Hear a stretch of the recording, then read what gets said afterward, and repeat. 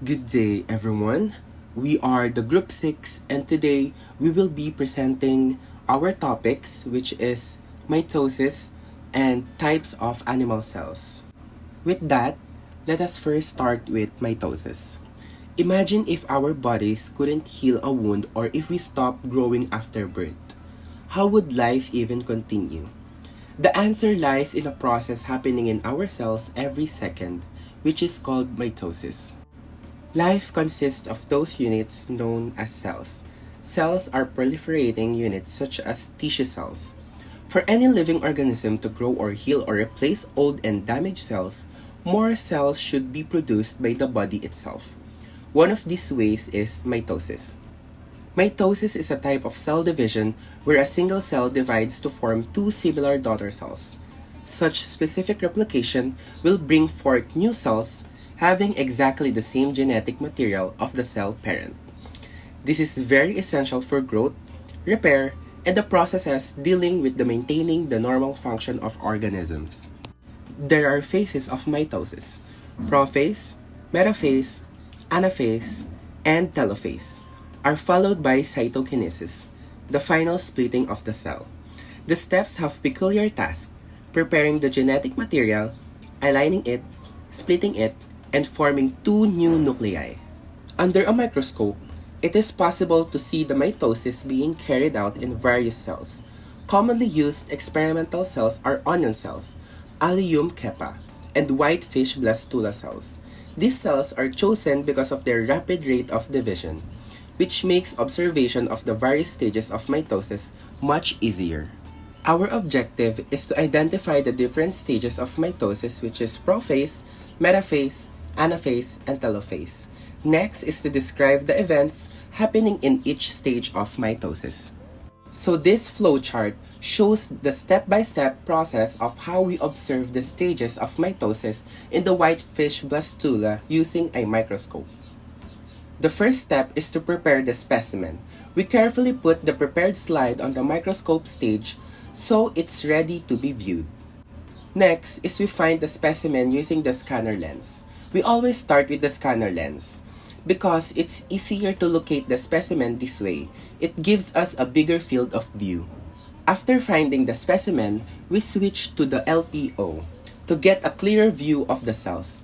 At this point, we can already see the blastula cells but not in a full detail yet.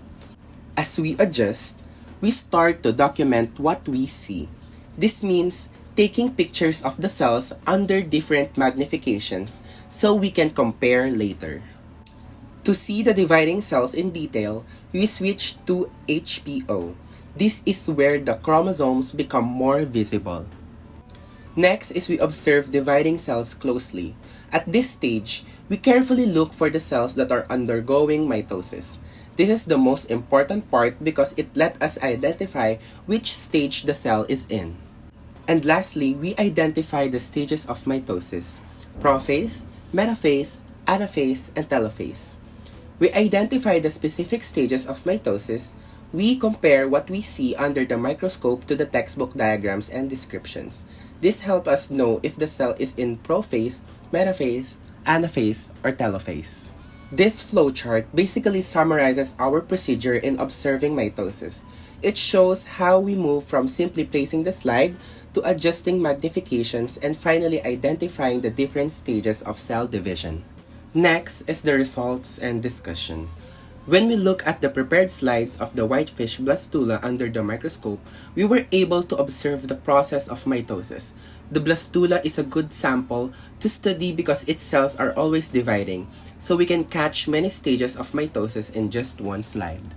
Under LPO, at first, the cells just look like a group of tiny round shapes packed together. The details weren't very clear, but we could see how the cells were arranged in clusters. It was enough to tell that we are looking at a developing embryo, but the stages of mitosis were hard to identify at this magnification. When we switched to HPO, the cells became much clearer. We were able to see some cells in interphase, where the nucleus looked whole and unbroken. The first stage is prophase. In this stage, the chromosomes start to condense and become visible. The nuclear membrane begins to break down and spindle fibers start forming. This is the stage where the cell is preparing for division. And as we can see from the picture, the chromosomes became visible as they condensed inside the nucleus. The nuclear membrane started to disappear. Next is metaphase. Normally, chromosomes line up in the middle of the cell at the equatorial plate. However, we were not able to find any cell in metaphase in our slide. To complete the sequence, we used a reference image from the internet to show how this stage looks.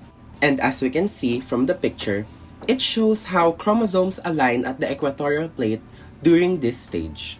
The next stage is anaphase. The paired chromatids are separated and pulled to opposite poles of the cell by the spindle fibers. At this stage, it looks like the chromosomes are being pulled apart. As we can see from the picture, we observe cells where the chromatids were being pulled apart to opposite poles of the cell, showing the separation clearly. And for the last stage, telophase. The chromosomes reach the opposite poles and begin to relax or decondense. New nuclear membranes form around each set of chromosomes and the cell is nearly ready to split into two. This experiment showed us how important magnification is. Under LPO, we only saw the cells as a group, but under HPO, we were able to really see the beauty of cell division in action. Watching mitosis under the microscope made the process more real and helped us understand how cells grow and multiply. While our results help us observe the different stages of mitosis, our experiment also had a few limitations that affected what we were able to see and record. Other than the general challenges of observing and finding the stages of mitosis in a whitefish blastula, we also encountered other difficulties that possibly limited the gathering of results on mitosis. First, a single sample slide of the whitefish blastula limited the ability to compare results of other possible slides. It also reduced the chance of seeing all mitotic stages represented. There are some cells, mitotic stages, underrepresented due to fixedness of the slide, as the cells underwent through mitosis in their own pace. The next one, there was also a difficulty in identifying the proper mitotic stages due to the specimen's faint appearance and clarity. Due to this, identifying the spindle fibers or centrioles needed in description of certain mitotic stages, such as the metaphase stage that we couldn't find, were challenging despite observed under HPO. To sum it up, mitosis is a vital process that ensures growth, repair, and continuity of life at the cellular level. It is a reminder of how even the smallest units of life work with precision to sustain the whole organism. Now for the next exercise, exercise 8. The animal cell. Animal cells are eukaryotic with its nucleus and plasma membrane, but unlike a plant cell, they lack cell walls and plastids. They can also have some locomotion organelles like a flagella or a cilia, and sometimes they have an infolding called a microvilli. Animal cells are also capable of a process called phagocytosis, which is similar to the leukocytes. Animal cells, they also vary in different shape and function. For example, spherical. Sphericals are round like a red blood cell and they average in a size of 7 micrometers and they are also enucleated. For cuboidal, cuboidal takes up a box-like appearance with its nucleus found in its center. They can be found in the kidney tubules and they are used for secretion, resorption, and urine formation. Columnar. Columnar is more taller compared to wider. With its nucleus can be found in its base and they can be found in its respiratory and digestive linings and they are used for absorption, and sometimes they are ciliated and they can be found in the trachea. Oval. As its name implies, it is oval-shaped with an oval nucleus. Lastly, fusiform. Fusiform has tapered ends. They are smooth and visceral, and with its central nucleus found in its smooth muscle. Next is cylindrical, like a striated skeletal muscle where the nucleus is peripherally located.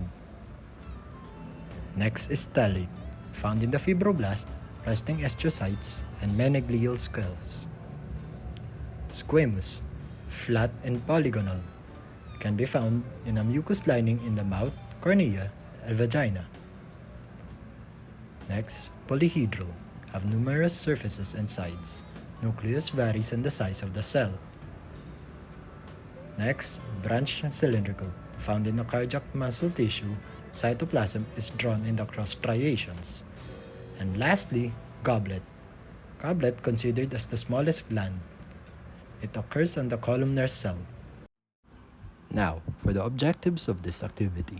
The objectives of this activity is to identify different animal cells with their unique appearances and to locate and observe their difference in shapes. For the methodology part, first we place the prepared slide on a microscope stage. Then we focus it under the low power objective. Then we locate the specimen, then switch to a high power objective. After that, we observe the following cells, which is the squamous epithelial cells, a human red blood cell, a frog erythrocytes, a skeletal muscle, a cardiac muscle, a smooth muscle, cow's motor neurons, kidney, a liver, small intestines, and a trachea cell. After that, we label all cell structures. In the results and discussion, upon observing the slides of the cardiac, smooth, and skeletal muscles that was prepared by the members under the microscope, these were noted. So under the low power objective or the LPO, the cells appeared unclear and too small, and the structures are scattered across the slide. Some debris can be seen and often be mistaken as the cell structure. However, in the high power objective or the HPO, the nuclei of the cell can be seen in this magnification. However, the cell wall cannot be distinguished. So in this slide, we have the smooth muscles. In the left is the LPO and the right is the HPO. So for the LPO, parts of the specimen are clear, but the cells are not visible in this magnification. And in the right, for the HPO, the tiny dark spots are the cells that can be found in smooth muscles. They're classified as fusiform cells. And for these spindle-shaped fusiform cells were clearly visible with centrally located nuclei.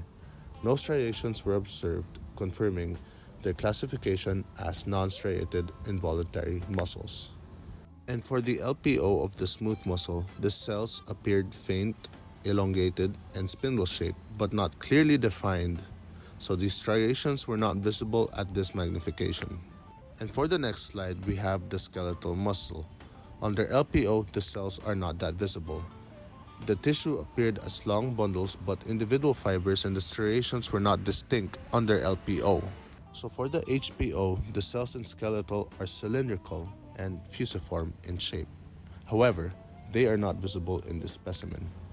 What they're supposed to look like are cylindrical fibers with multiple peripheral nuclei that became distinct. These striations that were not visible are supposed to show alternating light and dark bands. This confirmed their voluntary and striated nature. And for the next slide, we have the cardiac muscle.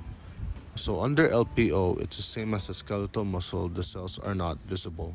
However, for the HPO, the cells in the cardiac muscle can be seen. The cells in this muscle are cylindrical looking and oval shaped since they are shorter, branched, and look like an oval. And in the HPO, these striations were evident and branching cells could be observed. So these intercalated discs connecting the cells were visible, and the unique feature distinguishing the cardiac cell from the skeletal muscle. This activity also demonstrated how magnification levels affect visibility. Under low power, only general outlines and groupings of cells can be seen, while under high power, finer details such as the nucleus and cytoplasmic boundaries were distinguishable. For the limitation, the study encountered minor issues that may have been a factor that resulted in the outcome. Despite the challenges, the group was able to outsource the solutions by changing microscopes to get a clearer picture of the sample. The limitations also included staining issues on the sample, wherein there were traces of dirt and hairs outside the glass slide cover. There were traces of different smears on top of the sample as well, which may be mistaken as the cell structure of the sample. And for the magnification problems, despite the calibration and adjustments made, the first microscope had a blurry picture, and this affected the visibility of the specimen. And that's all for Group 6 presentation about mitosis and the animal cell. Thank you for listening.